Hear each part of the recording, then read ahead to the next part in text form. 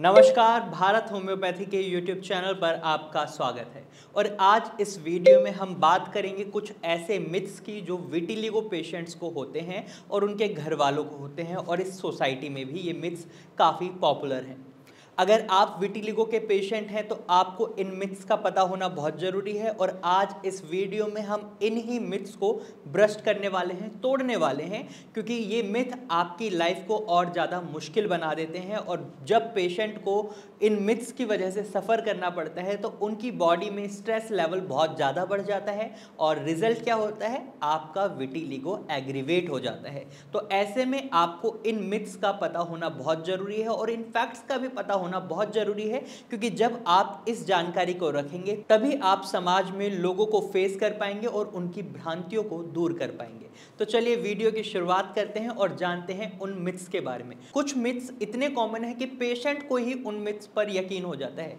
जैसे कि कुछ पेशेंट्स को ये लगता है कि अगर वो कोई भी सफ़ेद चीज़ खाते हैं तो उसकी वजह से उन्हें विटिलिगो हो सकता है या उनका विटिलिगो बढ़ सकता है। जैसे अगर आप दूध पी रहे हैं या वाइट चावल खा रहे हैं तो आपको ये लगता है कि आपका विटिलिगो बढ़ सकता है। तो आपकी सबसे पहले मैं इस मिथ को ही दूर करता हूँ, ऐसा नहीं होता। अगर आप कोई भी सफ़ेद चीज़ खाते हैं तो इसकी वजह से कभी भी आपको विटिलिगो नहीं हो सकता। इस मिथ को आप दूर करें। नंबर 2 मिथ जो हमें बहुत कॉमनली देखने को मिलती है वो ये है कि कई पेशेंट को ये लगता है वो दूध के साथ अगर मछली खा लेते हैं या मछली के तुरंत बाद दूध पी लेते हैं तो इसकी वजह से उन्हें सफ़ेद दाग की प्रॉब्लम हुई है या इसकी वजह से उनका सफ़ेद दाग बढ़ सकता है। तो ऐसा कोई भी डॉक्टर नहीं कहता कि आप दूध के साथ मछली खा रहे हैं या मछली खाने के बाद दूध पी रहे हैं इसकी वजह से आपको सफ़ेद दाग होगा। नहीं, ऐसा कभी नहीं हो सकता। हाँ, कुछ केसेस में पेशेंट टू पेशेंट ये एलर्जी हो सकती है, लेकिन आपको सफ़ेद दाग की दिक्कत नहीं हो सकती, विटिलिगो की प्रॉब्लम नहीं हो सकती।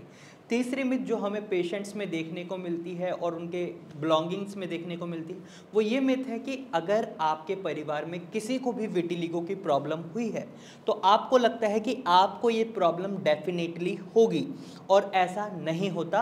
अगर आप भी ये सोच रखते हैं तो आप इस सोच को हटा दें, क्योंकि विटिलिगो की प्रॉब्लम हमेशा जेनेटिक नहीं होती। कुछ केसेस में ऐसे चांसेस होते हैं कि आपको विटिलिगो हो सकता है। वहीं इसके अपोजिट एक दूसरी मिथ भी पेशेंट्स में हमें देखने को मिलती है। उन्हें ये लगता है कि उनके परिवार में अगर किसी को विटिलिगो हुआ था तो उन्हें कभी नहीं हो सकता। तो ऐसा भी नहीं होता।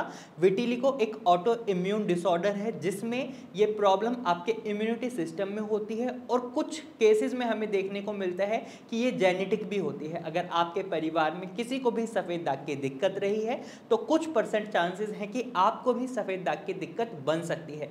तो इस मिथ को भी आपको बिल्कुल अवॉइड नहीं करना है। इस फैक्ट को आपको याद रखना है कि आप में ये दिक्कत बन सकती है, लेकिन ऐसा नहीं है कि आप में ही ये दिक्कत होगी ही होगी। आपको कुछ खास बातों का ख्याल रखना है बस, और कुछ नहीं करना आपको। अगली मिथ की हम बात करें तो ये मिथ सोसाइटी की मिथ है, पेशेंट की मिथ नहीं है। सोसाइटी में जनरली लोगों को ये लगता है कि अगर हम किसी विटिलिगो पेशेंट के साथ खाना खा लेते हैं या उसके हाथ का बना हुआ खाना खा लेते हैं या उसके कपड़े पहन लेते हैं या उसका टॉवल यूज़ कर लेते हैं, उससे रिलेटेड कोई भी सामान हम यूज़ करते हैं तो ये सफ़ेद दाग की प्रॉब्लम हमें भी हो सकती है। तो ऐसा नहीं होता, क्योंकि अगर आप देखेंगे भारत होम्योपैथी में कई विटिलिगो के पेशेंट आते हैं, हमारी डॉक्टर की टीम उन्हें टच करती है, उनसे बात करती है, अच्छे से उनको कंसल्ट करती है। तो अगर ऐसा होता तो हमारे सभी डॉक्टर की टीम विटिलिगो पेशेंट होती? नहीं, ऐसा नहीं होता। विटिलिगो की प्रॉब्लम छूने से फैलने वाली प्रॉब्लम नहीं है।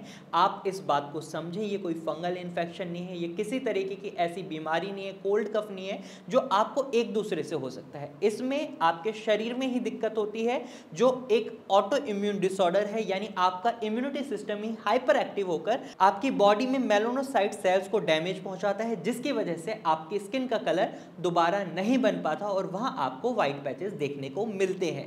तो इसीलिए आपको इस भ्रांति को भी दूर करना है कि अगर आपके आस पड़ोस में किसी को भी सफ़ेद दाग की दिक्कत है तो आप उससे दूर ना भागें, क्योंकि अगर आप ऐसे दूर भागेंगे तो इसकी वजह से उन्हें बहुत ज़्यादा दिक्कतों का सामना करना पड़ सकता है। पेशेंट को स्ट्रेस बहुत ज़्यादा हो सकता है और उनका सफ़ेद दाग और ज़्यादा बढ़ सकता है। तो ऐसी गलती आपको नहीं करनी है। अगर आपके किसी दोस्त को, आपके किसी रिलेटिव को विटिलिगो की प्रॉब्लम है तो आपको उनके साथ रहना है, उनका मनोबल बढ़ाना है।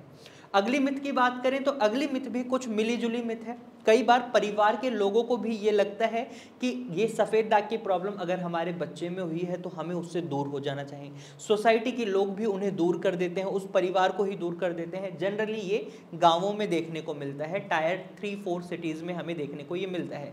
यहाँ पर क्या होता है, लोगों को जानकारी का अभाव होता है और उसके चलते लोग एक दूसरे से अलग हो जाते हैं, परिवार को अलग कर देते हैं और उन्हें लगता है कि इससे वो विटिलिगो की प्रॉब्लम से बच सकते हैं। ये विटिलिगो की प्रॉब्लम को वो एक टाबू बना लेते हैं, एक ऐसी बीमारी मान लेते हैं कि ये बहुत ही गंदी बीमारी है, किसी को भी ना हो, इस तरीके की सोच रखते हैं। तो मैं आपको बता दूं, विटिलिगो की प्रॉब्लम कोई ऐसी दिक्कत नहीं है कि जिससे आपको दूर भागने की जरूरत है, क्योंकि ये फैलेगी नहीं। ये नॉन कंटेजियस डिजीज है, इसे छूने से किसी को कुछ नहीं होता।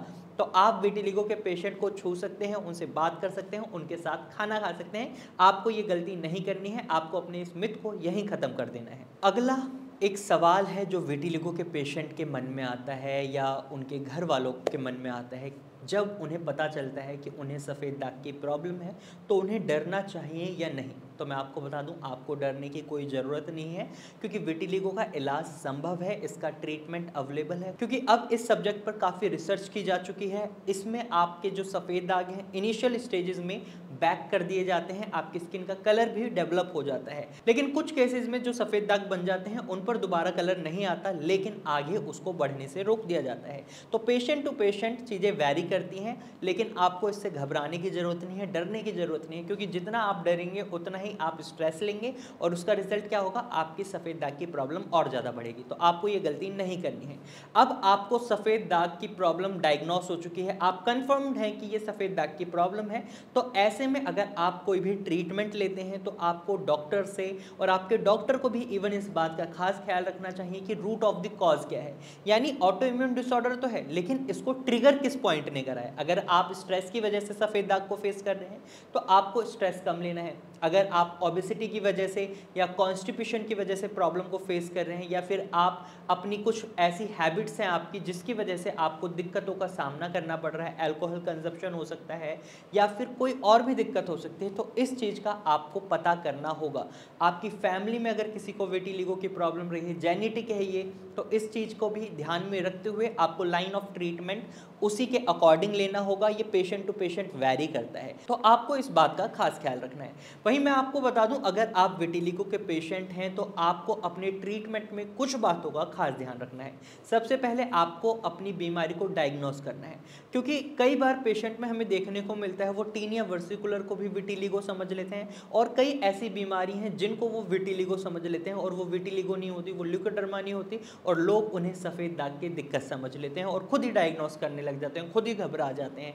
तो ऐसा नहीं होता, पहले आप डॉक्टर से मिलें, उसको डायग्नोस करवाएं, कंफर्म करें। विटिलिगो के ट्रीटमेंट की हम बात कर रहे थे कि आपको किन बातों का ध्यान रखना है। तो नंबर 1 मैंने आपको बता दिया, आपको ये पता करना है कि विटिलिगो ही है या कोई और दिक्कत है। नंबर 2, आपको उसका कॉज डायग्नोस करना है, वो ओबेसिटी है, अल्कोहलिक नेचर है आपका, या फिर आपका जेनेटिक प्रॉब्लम है ये, या फिर आप बहुत ज़्यादा स्ट्रेस ले रहे हैं उसकी वजह से, तो उसके चलते ही, या फिर कॉन्स्टिपेशन की वजह से। इन सभी फैक्टर्स को ध्यान में रखते हुए आपको रूट ऑफ द कॉज पर काम करना है। और नंबर 3, आपको एक ऐसी ट्रीटमेंट को लेना है जो डॉक्टर इन सभी बातों को समझे, जिनकी टीम इन सभी बातों को समझे और आपको विटिलिगो फ्री करवाने में आपकी मदद करे। तो आज की वीडियो में मुझे उम्मीद है आपके मिथ्स बहुत दूर हो चुके होंगे। अब आप कुछ फैक्ट्स के साथ इस वीडियो से जा रहे हैं, आपको जानकारी मिल चुकी है। अब आप सोसाइटी को फेस कर सकते हैं, सोसाइटी को बता सकते हैं कि आप जो ये सोच रहे हैं ये गलत है, और इस तरीके से आप अपनी लाइफ को और अच्छे से जी सकते हैं। अगर आप सफ़ेद दाग की प्रॉब्लम को फेस कर रहे हैं